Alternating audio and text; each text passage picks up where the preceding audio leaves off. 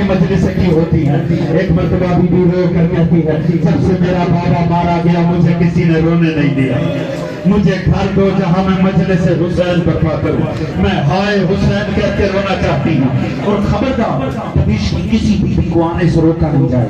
دوسری خواہش کہا مجھے سر ہے شہداء واپس کیے جائے, ہمارے بچوں کے سر دیے جائے. ہم نے نو کے دیسا پہ بچوں کے سر دیکھے تھے, ہمیں ہمارے بچوں کے سر لوٹا, ہم اپنے ساتھ لے کر کربلا لوٹیں گے.